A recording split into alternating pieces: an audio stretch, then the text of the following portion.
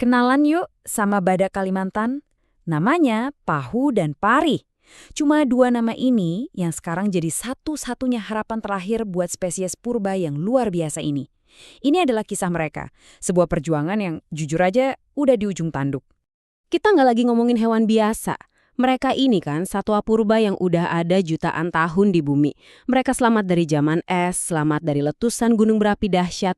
Tapi sekarang, mereka harus berhadapan sama ancaman terbesarnya. Ya kita, manusia. Dan ini dia angka yang paling bikin miris. Cuma 2. Ya, betul, 2. Itulah jumlah badak Kalimantan yang kita tahu tersisa di Indonesia. Bukan 2.000, bukan 200, cuma 2 ekor. Dari sini aja kita udah kebayangkan sekritis apa situasinya. Oke, jadi siapa sih sebenarnya badak Kalimantan ini dan kenapa kepunahan mereka itu bisa berarti akhir dari sebuah era? Jadi, gini. Nama ilmiahnya Dicerorinus sumatrensis harrisoni, mereka ini subspesies unik dari badak Sumatera. Faktanya mereka itu badak terkecil di dunia loh. Ciri khasnya itu telinga yang berumbai. Mereka ini makhluk penyendiri, semacam penghuni misterius di tengah lebatnya hutan Kalimantan. Status kritis di daftar IUCN itu bukan main-main. Itu kategori resiko paling tinggi. Ini bukan lagi sekedar peringatan, ini udah alarm terakhir. Artinya, mereka cuma selangkah lagi dari status punah di alam liar. Pertanyaannya sekarang, gimana ceritanya spesies yang dulu banyak berkeliaran, sekarang nasibnya cuma bergantung pada 2 ekor? Yuk, kita telusuri jejak kehancuran yang membawa kita ke titik ini. Coba deh lihat lini masa ini. Awal tahun 1900-an mereka masih ada di mana-mana di Kalimantan. Tapi lihat seberapa cepat semuanya berubah. Kisah Najak di tahun 2016 itu tragis banget. Dia baru aja ditemukan, sempat kasih harapan, malah mati kena infeksi dari jerat kemburu. Terus tahun 2019, Malaysia kehilangan badak terakhirnya, si Iman. Nah sekarang semua harapan, semua mata tertuju ke Indonesia. Penyebabnya? Sayangnya, ini semua berakar dari aktivitas kita. Hutan mereka ditebang, habitatnya diubah jadi tambang dan kebun sawit. Belum lagi perburuan liar yang gila-gilaan karena mitos khasiat cula mereka.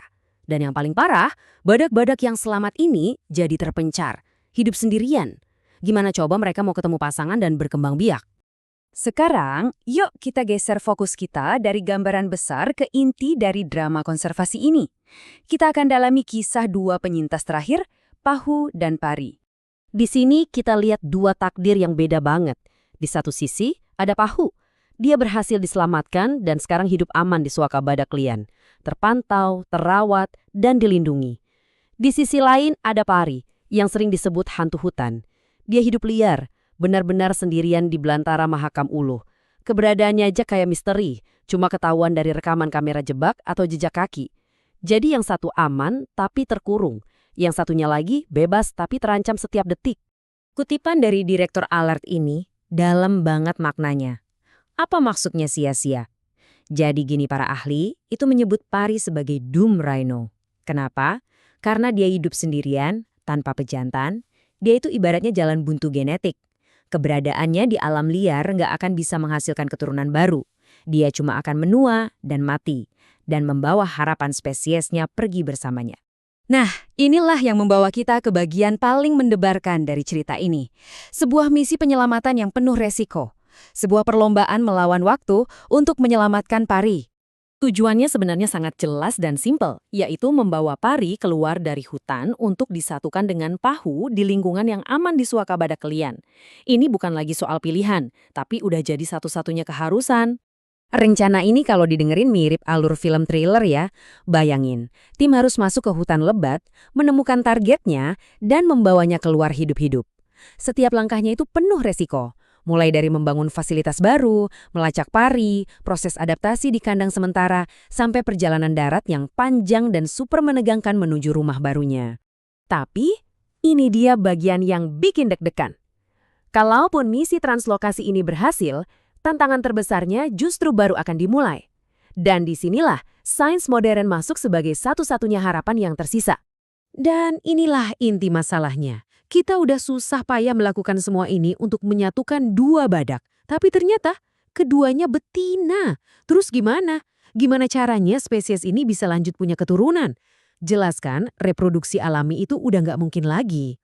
Jawabannya ada pada teknologi reproduksi berbantu, atau disingkat ART. Gampangnya, ini tuh intervensi medis buat menciptakan kehidupan. Yang paling terkenal ya program bayi tabung atau IVF. Ini benar-benar garis pertahanan terakhir dari ilmu pengetahuan buat spesies yang diambang kepunahan. Jadi rencananya begini, tim akan mengambil sel telur dari pahu atau pari. Nanti di laboratorium, sel telur itu dibuahi dengan sperma dari badak jantan Sumatera yang ada di suaka lain. Kalau berhasil, embrio yang terbentuk akan ditanamkan ke induk pengganti. Harapannya, lahirlah bayi badak Kalimantan pertama lewat proses yang luar biasa ini. Tapi, kisah pahu dan pari ini lebih besar dari sekedar kisah dua ekor hewan. Pada akhirnya, cerita mereka adalah cermin bagi kita semua. Coba kita renungkan sejenak. Kelangsungan hidup spesies yang udah eksis jutaan tahun, sekarang nggak lagi ada di tangan alam, tapi di tangan para ilmuwan di laboratorium. Nasib mereka benar-benar bergantung pada dua betina dan sebuah tabung reaksi. Rapuh banget kan? Kisah pahu dan pari ini sebenarnya adalah gambaran kecil dari krisis kepunahan global yang lebih besar. Mereka jadi simbol dari tanggung jawab kita bersama buat menjaga warisan alam yang udah ada jauh sebelum kita. Apa yang terjadi pada mereka adalah cerminan langsung dari apa yang kita lakukan pada planet ini. Jadi, kita akhiri pembahasan kali ini dengan satu pertanyaan. Nasib spesies purba ini sekarang bergantung pada teknologi kita untuk memperbaiki kerusakan yang juga kita sebabkan. Jadi, apa yang kisah mereka katakan? Tentang kisah kita? Tentang masa depan seperti apa yang sedang kita ciptakan? Bukan cuma buat badak, tapi buat seluruh kehidupan di bumi.